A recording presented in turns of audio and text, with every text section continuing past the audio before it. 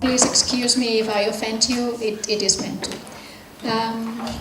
It is often said that a more feminine way of exerting power might lead to more cooperative, democratic and peaceful practices. But what does feminine mean? Up until the age of 2, all babies have the same color preferences, so they all like red. Some prefer blue, but no one likes brown at all.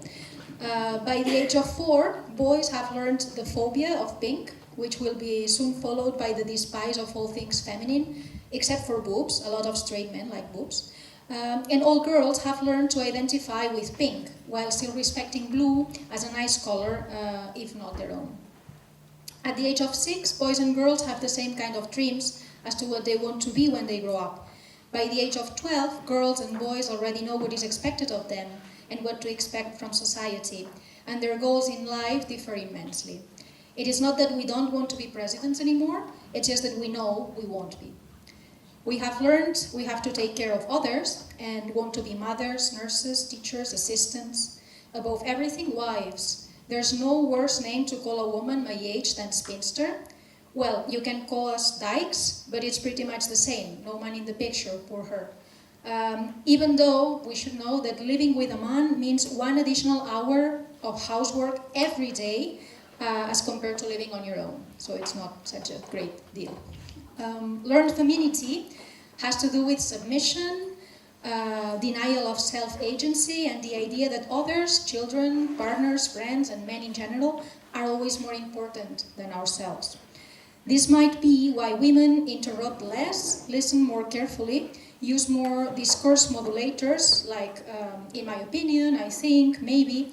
Sometimes we even use them all in the same sentence. And are in general more willing to discuss things in order to reach an agreement and not just winning an argument. We are natural born losers, or rather harshly socialized to be losers. So for us, a compromise is already a win. If both sides of a negotiation are represented by women and they get to a compromise, they both feel they won. Of course, this is very cool if we really want to be cooperative and democratic and so. Feminism has likely reached some of its goals. Thanks to our grandmothers, we even have some rights that used to be granted to men only, like voting or having our own bank account. And the fact that we got these rights has not left men without the rights. So we have proof that we can all have the same rights, and it's not a great problem. And most European women nowadays feel we actually are people and should have equal rights and opportunities. We even feel we might deserve to be in charge for a change. But while we learn to take care of others and start learning to take care of ourselves, boys learn to impose themselves on others. And they are right to think the world is their playground. Most politicians, business people, and powerful people in general are men. We see them in the news, we read them in the papers, and they rule over our lives. The socialization of a winner has yet a darker side. Why should they respect any rules? They are men. Why should anyone say no to them? They are men. The most radical ones don't only feel offended when not listened to, they act on it. 98% of violent crimes in Europe and 96% of all crimes are committed by men. So it's pretty obvious that we have to start raising boys as we are raising girls. Feminization of society is an urgent matter. They need to learn to respect others the way we do. In the meantime, since men over 12 are already hopeless because they have already been socialized as men, I suggest women just take over. This has started to happen in the culture field.